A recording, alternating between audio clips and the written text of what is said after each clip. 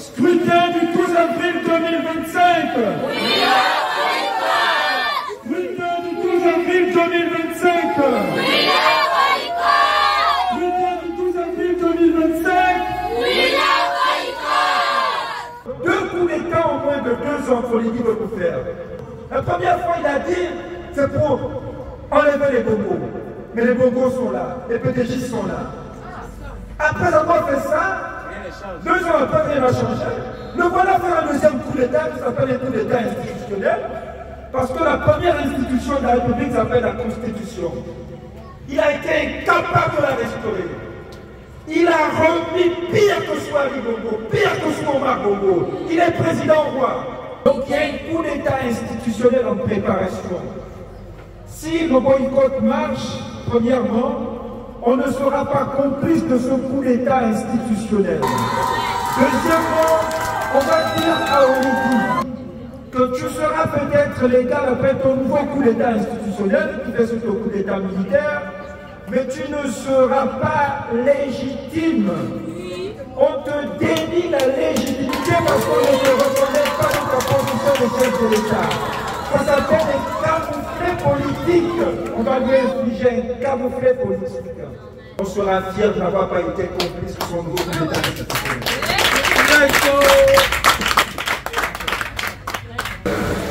Malgré la pluie, vous êtes là. Peuple de Mouila, vous êtes là, massif. Mesdames, Messieurs, avant toute chose, je dois vous rappeler que nous avons formé une coalition. Certains leaders sont à l'étranger, vivent à l'étranger.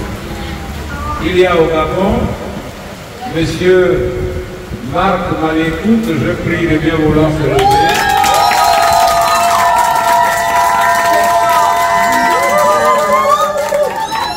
Il y a Monsieur Steve Ilaou.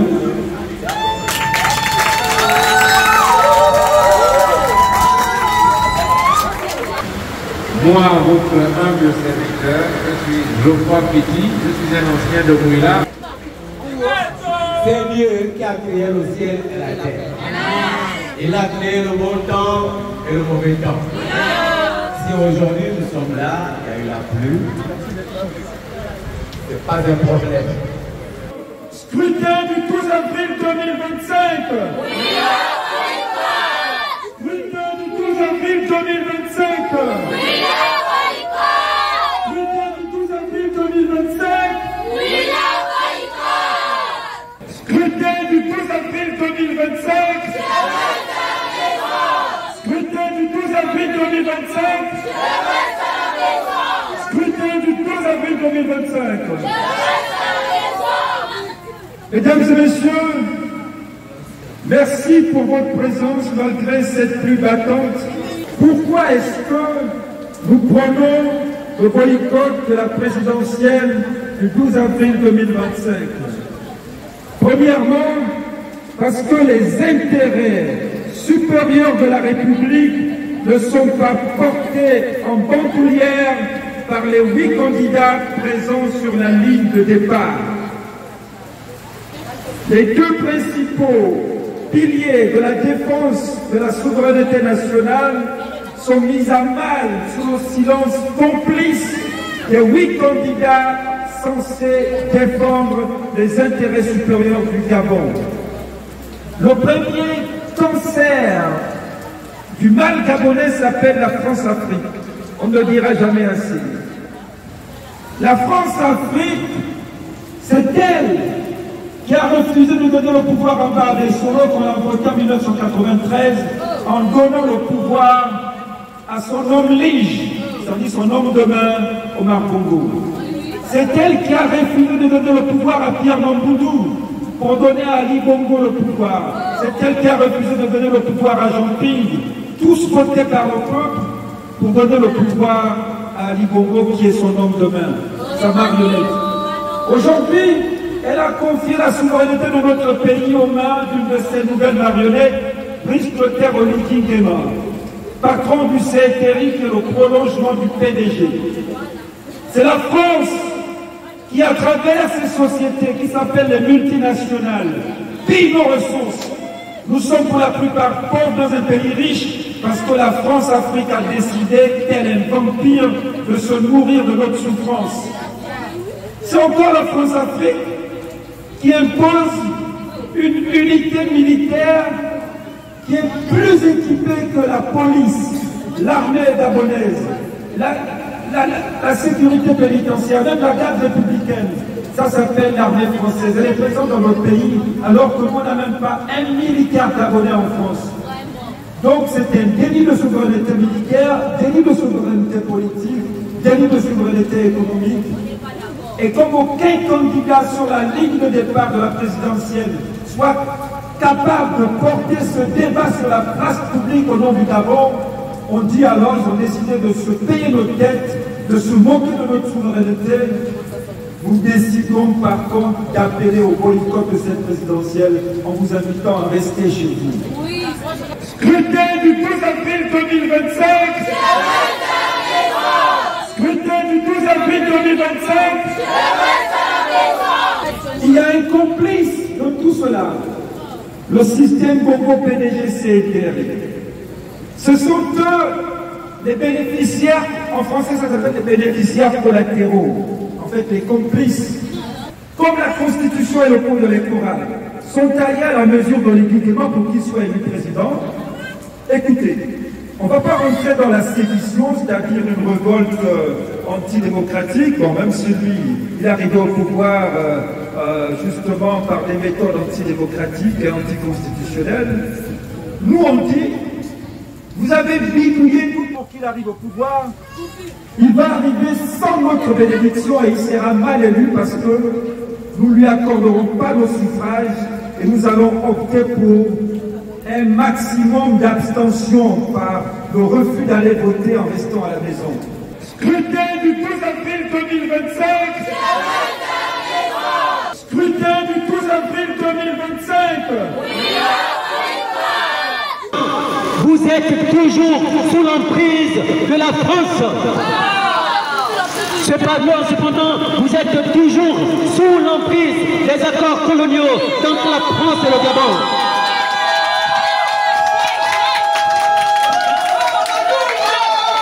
Mesdames, Messieurs, chers jeunes frères, chers aînés, chères mères, chères sœurs, nous sommes ici pour parler de l'élection présidentielle du 12 avril 2025. Ici, bien évidemment, vous avez une coalition qui regroupe des partis politiques, dont le mien qui est intitulé Gabon en Action. Gabon en Action, aux côtés de plusieurs autres partis, a décidé, par le canal donc, de son président que je suis, Stevie Laou, de pouvoir mener une campagne en faveur du boycott de cette élection présidentielle de 2025.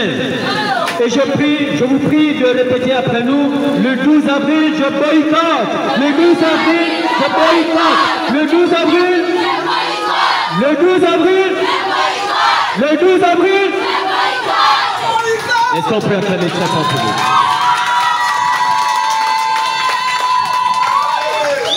Maintenant, les raisons pour lesquelles nous allons boycotter le 12 avril.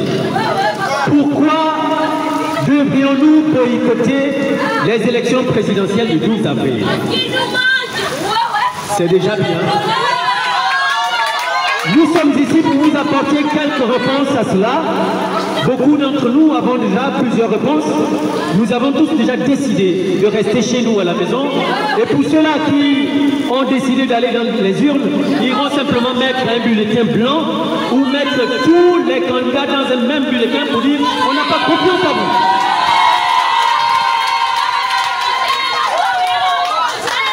Mesdames, Messieurs, chers compatriotes, mes chers frères et sœurs, peuple gabonais, chers invités,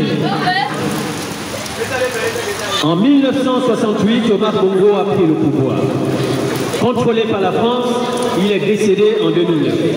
Ali Bongo a pris le pouvoir, il s'en est allé en 2023 après le coup d'État orchestré par le CDRI. Le 30 août, Oligui Nguema a pris le pouvoir en disant que désormais, je libère le pays, je libère les Gabonais du PDG. Mais est-ce que Oligui Nguema a libéré le Gabonais des PDGistes? Il a menti au peuple gabonais en disant qu'il est venu libérer le peuple gabonais de la dictature des PDGistes. Cependant, le 30 août 2023, il a ramené tous les PDGistes autour de lui en nommant ces derniers comme président de l'Assemblée nationale, comme président du Sénat, comme ministre de ceci, comme directeur de cabinet de cela. Et pourtant, vous ici, vous êtes des intellectuels, il y a des intellectuels. Je vous invite, le boycott.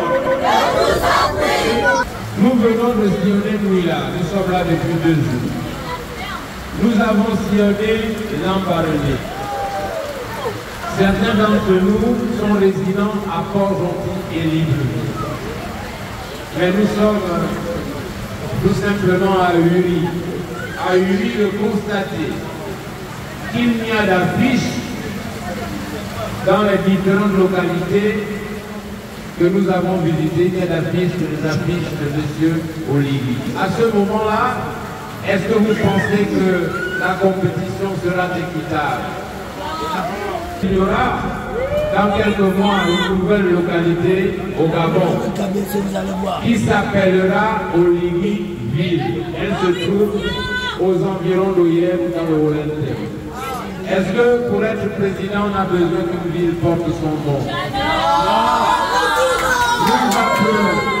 Nous apprenons en sillonnant les rues de Mouila, et ceci aujourd'hui même, qu'il y aura, et le chantier a démarré, un centre régional de santé qui sera bâti à Makogonio. Et pourquoi à Makogonio? Parce que la première dame est originaire de Makogonio. Est-ce qu'il est normal qu'on construise des édifices publics dans des bourgades perdues simplement parce que la femme du président, l'épouse du président en est originaire? Je crois que ce n'est pas bien. Je crois qu'il n'y a rien de différent avec l'ordre ancien, parce que les mêmes choses se faisaient de la même façon sous l'ère Omar Bongo. Vous connaissez bien l'hôpital dénommé Jeanne Ebori. Alors la célèbre Jeanne Ebori, qui était-elle? Qu'a-t-elle fait pour le Gabon pour qu'un édifice construit avec l'argent du Gabon porte son nom? Tout le monde connaît la course cycliste dénommée Amissa Bongo. Amissa Bongo a-t-elle été un jour cycliste? Pourquoi cette compétition porte son nom? Donc on ne peut pas faire tout le pays à l'image des enfants, des neveux, des parents du président de la République. Apparemment, on nous a annoncé Oligui comme le Messie, comme celui qui allait faire les choses désormais différemment. Mais à ce qui nous semble, il s'engage dans la même voie. Donc, pour toutes les raisons que je viens d'énumérer, nous prônons le boycott. C'est quoi le boycott? Le boycott, c'est le fait que le 12 avril, jour du vote, vous restez chez vous.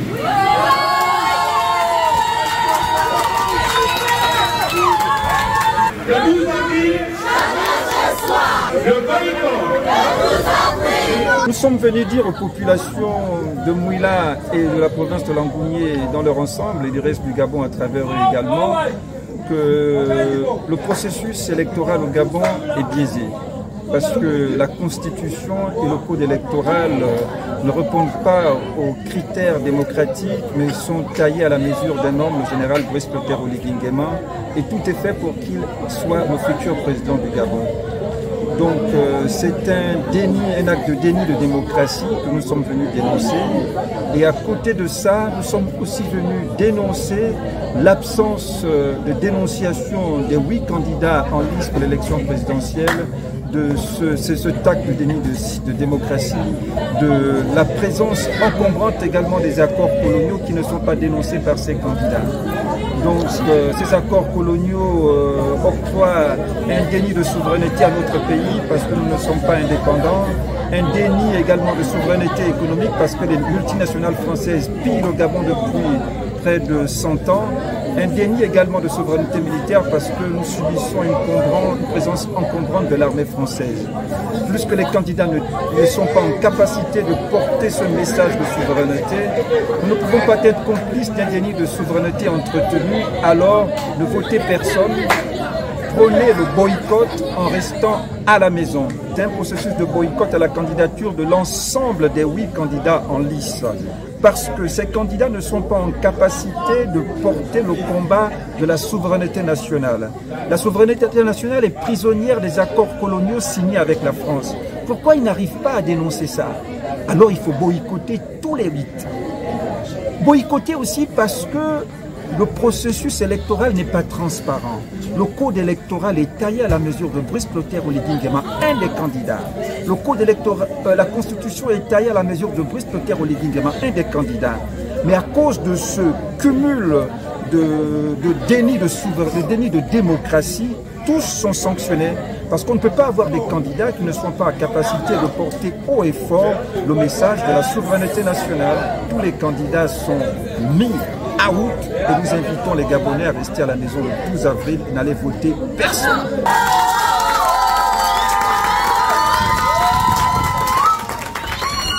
Scrutin du 12 avril 2025. Le 12 avril, le boycott.